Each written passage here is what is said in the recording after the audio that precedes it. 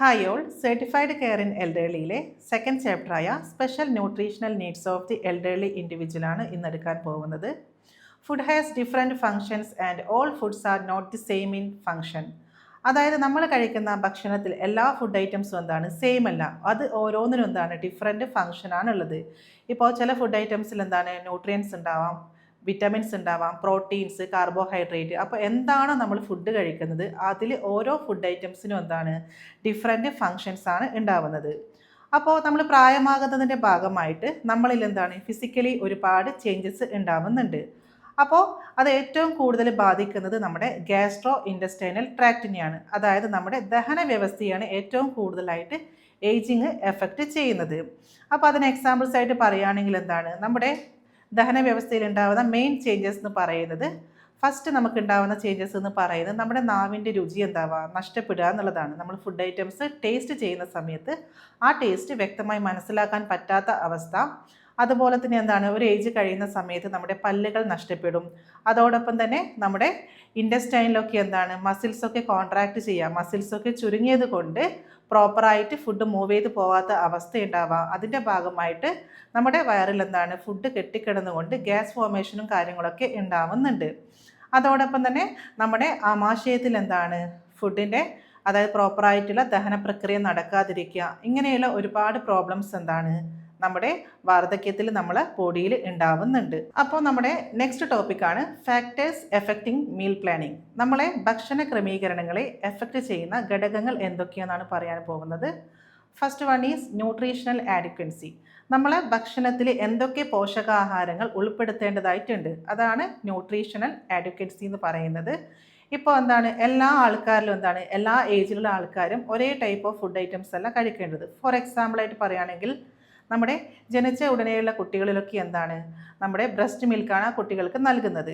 ഇനി അതല്ല ഒരു ലാക്ടേറ്റിംഗ് മദർ ആവാം, അല്ലെങ്കിൽ പ്രഗ്നൻറ്റ് വുമൺ അല്ലെങ്കിൽ ലാക്ടേറ്റിംഗ് മദേഴ്സ്, അതായത് ഗർഭിണികളും മുലയൂട്ടുന്ന അമ്മമാരും എന്താണ് അവരുടെ മാത്രം ഫുഡല്ല കഴിക്കേണ്ടത്, അവരിൽ കൂടിയാണ് കുട്ടികളിലേക്ക് ഫുഡ് എത്തുന്നത്. അതായത് പോഷകാഹാരങ്ങൾ അവരിൽ കൂടിയാണ് കുഞ്ഞുങ്ങളിലേക്ക് എത്തുന്നത്. അപ്പോൾ അതുകൊണ്ട് തന്നെ എന്താണ് ഫുഡ് കഴിക്കുന്ന സമയത്ത് അവർ എന്താണ് കുറച്ച് കൂടുതലായിട്ട് കഴിക്കേണ്ടതുണ്ട്. അതായത് പോഷകാഹാരങ്ങൾ അടങ്ങിയ ഭക്ഷണ പദാർത്ഥങ്ങൾ അവരെന്താണ് കുറച്ചുകൂടി ഇൻക്ലൂഡ് ചെയ്യേണ്ടതായിട്ടുണ്ട്.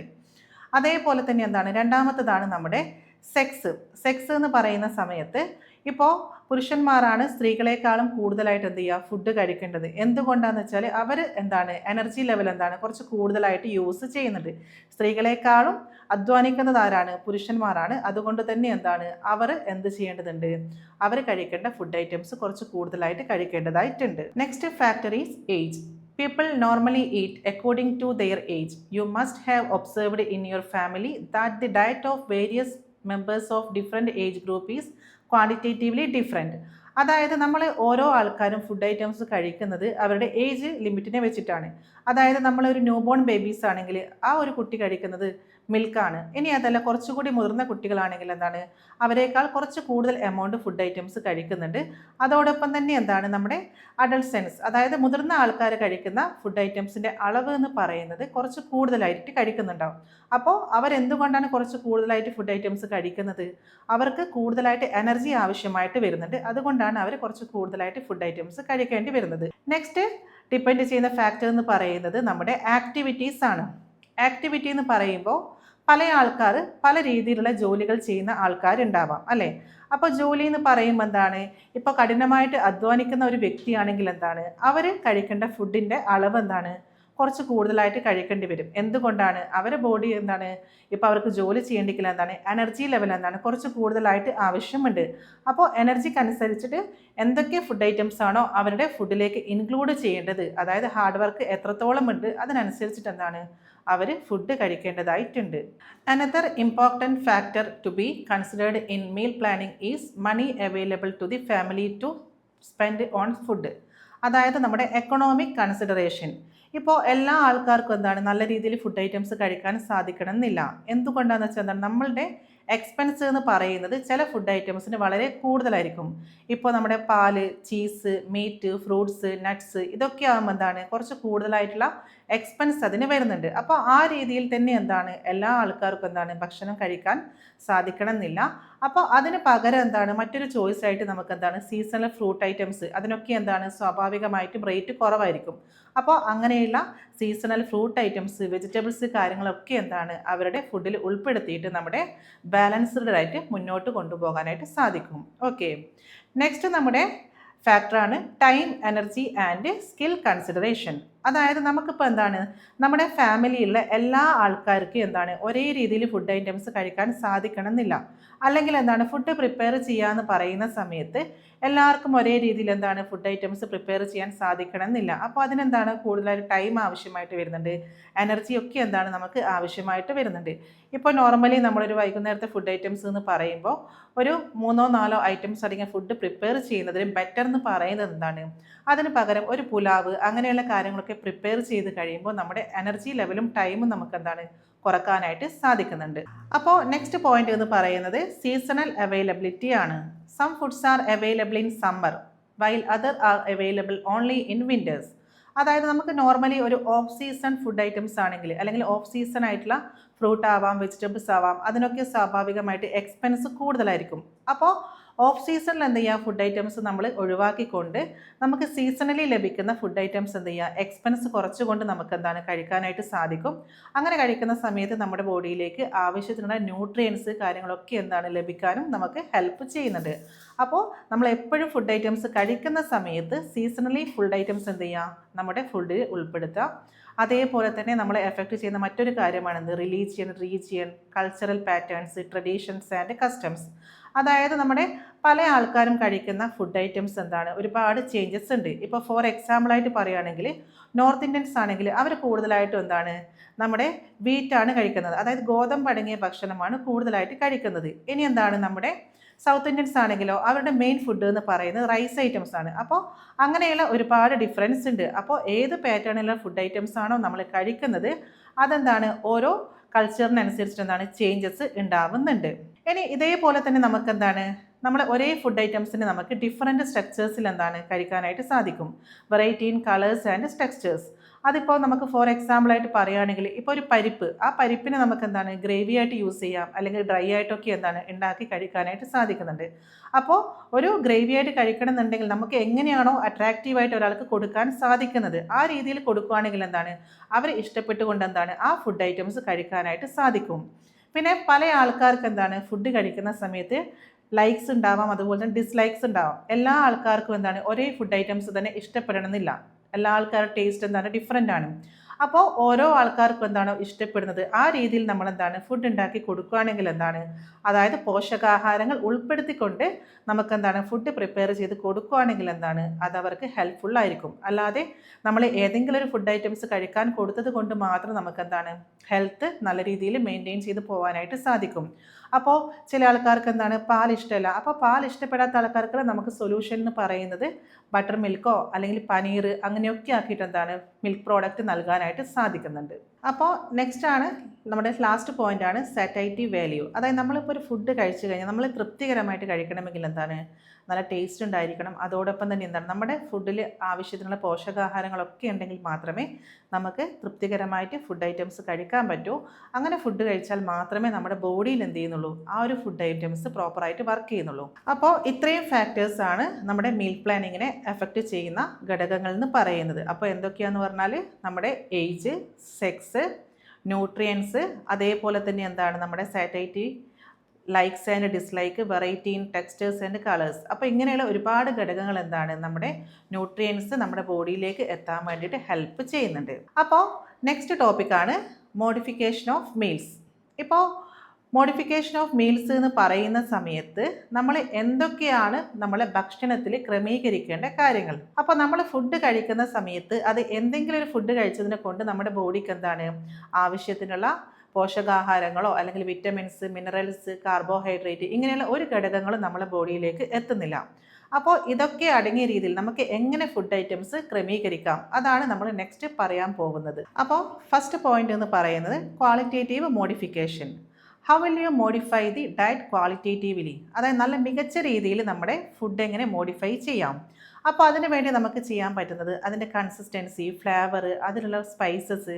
അപ്പോൾ ഏത് രീതിയിലാണോ നമ്മൾ ഫുഡ് അറേഞ്ച് ചെയ്യുന്നത് അതിനനുസരിച്ച് എന്താണ് മികച്ച രീതിയിൽ നമുക്ക് ക്വാളിറ്റിയുള്ള ഫുഡ് ഐറ്റംസ് സെർവ് ചെയ്യാനായിട്ട് സാധിക്കുന്നുണ്ട്. രണ്ടാമത്തെ പോയിൻ്റാണ് ക്വാണ്ടിറ്റേറ്റീവ് മോഡിഫിക്കേഷൻ. ക്വാണ്ടിറ്റേറ്റീവ് മോഡിഫിക്കേഷൻ എന്ന് പറയുന്ന സമയത്ത് it refers to the increase or decrease of certain nutrients or calories. നമുക്ക് ആവശ്യത്തിനുള്ള രീതിയിൽ എന്ത് ചെയ്യാം, നമ്മൾ ഫുഡ് കഴിക്കുമ്പോൾ എന്താണ്, എത്ര കലോറി ഫുഡ് ഐറ്റംസ് ഒരു വ്യക്തി കഴിക്കണം, അത് അവരുടെ ഏജ്, അവരുടെ വെയിറ്റ്, അപ്പോൾ അതിനൊക്കെ ഡിപ്പെൻഡ് ചെയ്തിട്ടാണ് നമ്മൾ എത്ര എമൗണ്ട് ഫുഡ് ഐറ്റംസ് കഴിക്കണം എന്നുള്ളത് തീരുമാനിക്കുന്നത്. അപ്പോൾ ഒരു പ്രഗ്നൻറ്റ് വുമണൊക്കെ ആണെങ്കിൽ എന്താണ്, അവരുടെ ഫുഡിൽ എന്താണ്, നമ്മുടെ പ്രോട്ടീൻസിൻ്റെ അളവ് എന്താണ്, കുറച്ച് കൂടുതലായിട്ട് ആവശ്യമുണ്ട്. അപ്പോൾ എന്താണ്, അവർ കഴിക്കുന്ന ഫുഡ് ഐറ്റംസിൽ നമ്മൾ എന്ത് ആഡ് ചെയ്യണം, പ്രോട്ടീൻസ് കൂടുതലായിട്ട് ആഡ് ചെയ്യണം. അതേപോലെ തന്നെ എന്താണ്, ഒരു ഗ്രോയിങ് ചൈൽഡ് ആണെങ്കിലും അവരിലും എന്താണ് കൂടുതലായിട്ട് വേണ്ടത് പ്രോട്ടീൻസ് ആണ്. ആ പ്രോട്ടീൻസിൻ്റെ അളവ് എന്താണ്, നമ്മൾ ആ കുട്ടികളിലേക്ക് എത്തിക്കാൻ വേണ്ടി പ്രോട്ടീൻസ് അടങ്ങിയ ഭക്ഷണ പദാർത്ഥങ്ങൾ അതിൽ ഉൾപ്പെടുത്തേണ്ടതായിട്ടുണ്ട്. ഇനി മോഡിഫിക്കേഷൻ ഫോർ ഓൾഡ് പീപ്പിൾ. നമ്മുടെ പ്രായമായ ആൾക്കാരിൽ നല്ല പോഷകാഹാരങ്ങൾ എങ്ങനെ എത്തിക്കാം. നോർമലി നമുക്കറിയാം, നമ്മുടെ ഏജ്ഡ് പേഴ്സൺസിൽ എന്താണ്, എനർജി ലെവൽ എന്താണ്, വളരെ കുറച്ച് മതി. അവർ അധ്വാനിക്കുന്ന ആൾക്കാർ ചുരുക്കം ചില ആൾക്കാരിൽ മാത്രമേ നല്ല രീതിയിൽ അധ്വാനിക്കുന്നുള്ളൂ. അതായത് ഹാർഡ് വർക്ക് ചെയ്യുന്ന ആൾക്കാർ തന്നെ വളരെ കുറവാണ്. അപ്പോൾ ഹാർഡ് വർക്ക് ചെയ്യുന്നില്ല എങ്കിൽ എന്താണ്, അവർ ബോഡി എന്താണ്, അവർ ചെയ്യുന്ന കാര്യമായിട്ട് ചെയ്യുന്ന പ്രവർത്തനങ്ങൾ എന്ന് പറയുന്നത് സിറ്റിങ്, അതുപോലെ തന്നെ എന്താണ് എഴുന്നേൽക്കുക, ഇരിക്കുക, അല്ലെങ്കിൽ എന്താണ് കിടക്കുക, ആ രീതിയിലുള്ള കുറച്ച് കാര്യങ്ങൾ അവർ ചെയ്യാം. അപ്പോൾ ഡിക്രീസ്ഡ് എമൗണ്ട് ഓഫ് എനർജി മാത്രമേ അവർക്ക് ആവശ്യമായിട്ട് വരുന്നുള്ളൂ. അപ്പോൾ ഒരു അധ്വാനിക്കുന്ന വ്യക്തിയെ അപേക്ഷിച്ചിട്ട് പ്രായമായ ആൾക്കാരിൽ ആവശ്യമായിട്ട് വരുന്ന എനർജി ലെവൽ എന്ന് പറയുന്നത് വളരെ കുറവായിരിക്കും. അപ്പോൾ നമ്മൾ എന്ത് ചെയ്യുക, ഏജ് ലിമിറ്റ് നോക്കാതെ തന്നെ ഒരുപാട് ഫുഡ് ഐറ്റംസ് നമ്മൾ എൽഡർലി പേഴ്സൺസ് കഴിക്കുന്ന സമയത്ത് പ്രോപ്പറായിട്ടുള്ള ദഹന പ്രക്രിയ നടക്കാതെ വരുമ്പോൾ അവരിൽ എന്താണ് കോൺസ്റ്റിപ്പേഷൻ പോലുള്ള ഒരുപാട് രോഗാവസ്ഥകൾ ഉണ്ടാവാൻ സാധ്യതയുണ്ട്. അതോടൊപ്പം തന്നെ എന്താണ്, അവർ കഴിക്കുന്ന ഫുഡ് എന്ന് പറയുമ്പോൾ പല്ലൊന്നുമില്ലാത്തൊരു വ്യക്തിയാണെങ്കിൽ അവർക്ക് എന്താണ് കൊടുക്കാൻ പറ്റുന്ന ഫുഡ് എന്ന് പറയുന്നത് ഫ്ലൂയിഡ് ആയിട്ടുള്ള ഫുഡ് ഐറ്റംസ് ആണ്. അപ്പോൾ നമ്മുടെ നെക്സ്റ്റ് ടോപ്പിക്കാണ് formulating diet for elderly. 3 simple rules for elderly diet. മെയിനായിട്ട് 3 ഇമ്പോർട്ടൻറ്റ് റൂൾസാണ് എൽഡർലി ഡയറ്റിലുള്ളത്. First one, advise the elderly individual to not to take too heavy meals. അതായത് നമ്മൾ കഴിക്കുന്ന ഭക്ഷണം എന്ത് ചെയ്യുക, ഹെവി ആയിട്ടുള്ള ഫുഡ് ഐറ്റംസ് കഴിക്കാതിരിക്കുക. അതായത് ഒരുമിച്ച് കുറേ ഫുഡ് ഐറ്റംസ് കഴിക്കാതെ അതിന് പകരം നമ്മൾ എന്ത് ചെയ്യുക, ഡെയിലി കഴിക്കുന്ന ഫുഡിനെ സ്പ്ലിറ്റ് ചെയ്തുകൊണ്ട് 3-4 തവണകളായിട്ട് എന്ത് ചെയ്യുക, ഫുഡ് ഐറ്റംസ് നമ്മൾ കഴിക്കുക. അതേപോലെ തന്നെ നമ്മൾ കഴിക്കുന്ന ഫുഡ് ഐറ്റംസിൽ കൂടുതൽ എന്ത് ചെയ്യുക, ഫ്ലൂയിഡ് ആയിട്ടുള്ള ഐറ്റംസ് യൂസ് ചെയ്യാം. അത് മിൽക്ക് ആവാം, അതായത് പാൽ ഉൽപ്പന്നങ്ങളാവാം, ജ്യൂസ് ഐറ്റംസ് ആവാം. കൂടുതൽ എന്ത് ചെയ്യുക, ഫൈബർ കണ്ടന്റ് അടങ്ങിയിട്ടുള്ള ഭക്ഷണ പദാർത്ഥങ്ങൾ കഴിക്കുക. ഇങ്ങനെയൊക്കെ ചെയ്യുവാണെങ്കിൽ എന്താണ്, അവർക്ക് ദഹന വ്യവസ്ഥ സംബന്ധിച്ചിട്ടുള്ള രോഗാവസ്ഥകളൊന്നും തന്നെ ഉണ്ടാവില്ല. അപ്പം മാക്സിമം അവരെന്ത് ചെയ്യുക, വെള്ളം കൂടുതലായിട്ട് കുടിക്കുക. അതോടൊപ്പം തന്നെ ഫൈബർ കണ്ടന്റ് അടങ്ങിയ ഭക്ഷണ പദാർത്ഥങ്ങൾ കഴിക്കുക.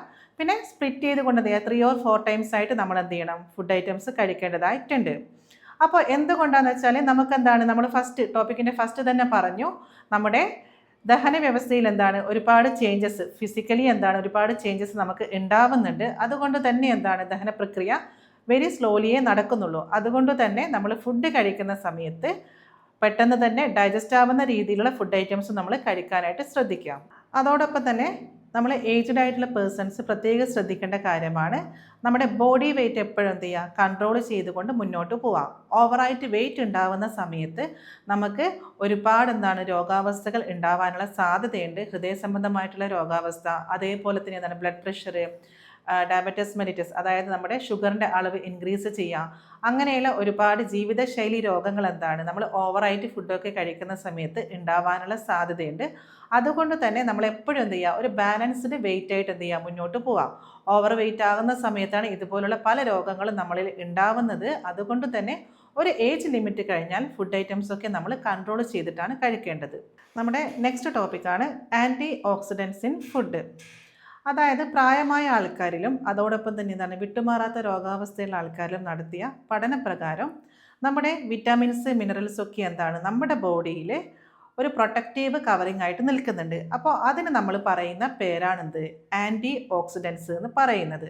അതായത് ഒരുപാട് മിനറൽസ് അതുപോലെ തന്നെ വിറ്റാമിൻസ് ഒക്കെ നമ്മുടെ ബോഡി എന്ത് ചെയ്യുന്നുണ്ട്, പ്രൊട്ടക്റ്റ് ചെയ്യുന്നുണ്ട്, നമ്മളെ രോഗാവസ്ഥകളിൽ നിന്നൊക്കെ പ്രതിരോധിച്ച് നിർത്തുന്നുണ്ട്. അപ്പോൾ ആ ഒരു പ്രൊട്ടക്റ്റീവ് ആക്ഷന് നമ്മൾ പറയുന്ന പേരാണ് ആൻറ്റി ഓക്സിഡൻസ് എന്ന് പറയുന്നത്. അപ്പോൾ ഏതൊക്കെയാണ് ആൻറ്റി ഓക്സിഡൻസ് അടങ്ങിയിട്ടുള്ള ഭക്ഷണ പദാർത്ഥങ്ങൾ? അപ്പോൾ ഫസ്റ്റ് പറയുകയാണെങ്കിൽ നമ്മുടെ സിട്രസ് ഫ്രൂട്ട്സ്, അതായത് ലെമൺ, ലൈം, ഓറഞ്ച്, അതായത് നമ്മുടെ നാരങ്ങ, ചെറുനാരങ്ങ അങ്ങനെയുള്ള ഫ്രൂട്ട് ഐറ്റംസിലൊക്കെ എന്താണ് ഒരുപാട് ആൻറ്റി ഓക്സിഡൻസ് ഉണ്ട്.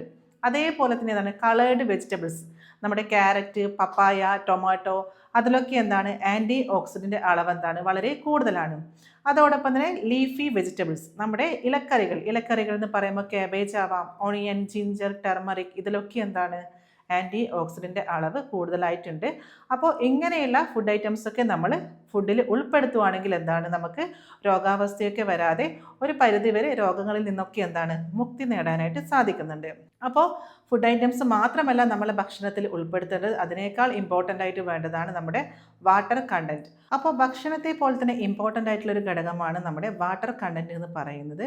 ഒരു ഏജ്ഡ് പേഴ്സൺസിൻ്റെ ബോഡി വെയ്റ്റിൻ്റെ 75% എന്താണ് നമ്മുടെ വാട്ടർ കണ്ടൻ്റ് ആണുള്ളത്. പക്ഷേ എൽഡർലിയിലാണെങ്കിൽ എന്താണ് അവരുടെ ബോഡിയിൽ ഉണ്ടാവുന്ന വാട്ടർ കണ്ടൻറ്റ് എന്ന് പറയുന്നത് 55 to 60% ആണ്. അപ്പോൾ എന്താണ് നിങ്ങൾക്ക് ശ്രദ്ധിച്ചാൽ മനസ്സിലാക്കാൻ സാധിക്കും, പ്രായമായ ആൾക്കാരുടെ സ്കിന്നിലൊക്കെ എന്താണ് റിങ്കിൾസ്, ചുളിവുകളൊക്കെ ഉണ്ടാവുന്നുണ്ട്. അപ്പോൾ അതിൻ്റെ മെയിൻ റീസൺ എന്ന് പറയുന്നത് എന്താണ് അവരുടെ ബോഡിയിൽ ഉണ്ടാവുന്ന ജലാംശം നഷ്ടപ്പെടുന്നത് കൊണ്ടാണ് അങ്ങനെയുള്ള ചുളിവുകൾ അവരുടെ ശരീരത്തിൽ ഉണ്ടാവുന്നത്. അപ്പോൾ അതിന് വേണ്ടിയിട്ടുള്ള സൊല്യൂഷൻ എന്ന് പറയുന്നത് നമ്മൾ കൂടുതലായിട്ടുള്ള ലിക്വിഡ് ഡ്രിങ്ക്സ് എന്ത് ചെയ്യുക അവരുടെ ഫുഡിൽ ഉൾപ്പെടുത്താം. അതായത് ജ്യൂസായിട്ടും അതുപോലെ തന്നെ എന്ത് ചെയ്യുക ഡെയിലി നിർബന്ധമായിട്ടും മിനിമം 8 ഗ്ലാസ്സെങ്കിലും വെള്ളം കുടിക്കാനായിട്ട് ശ്രദ്ധിക്കുക. അതോടൊപ്പം തന്നെ ജ്യൂസ് കാര്യങ്ങളൊക്കെ എന്ത് ചെയ്യുക കൂടുതലായിട്ട് അവരുടെ ഫുഡിൽ ഉൾപ്പെടുത്തുക. ഇങ്ങനെയൊക്കെ ചെയ്യുകയാണെങ്കിൽ എന്താണ് ആരോഗ്യപരമായിട്ട് നമ്മുടെ ബോഡി നല്ല രീതിയിൽ മുന്നോട്ട് കൊണ്ടുപോകാനും രോഗാവസ്ഥകൾ ഒന്നും തന്നെ ഇല്ലാതെ നമുക്ക് എന്താണ് നല്ല രീതിയിൽ നമ്മുടെ ലൈഫ് സ്റ്റൈൽ മുന്നോട്ട് കൊണ്ടുപോകാനും സാധിക്കുന്നുണ്ട്. അപ്പോൾ ഇത്രയുമാണ് നമ്മുടെ ഈ ഒരു ചാപ്റ്ററിൽ പഠിക്കാനുള്ളത്. Okay, thank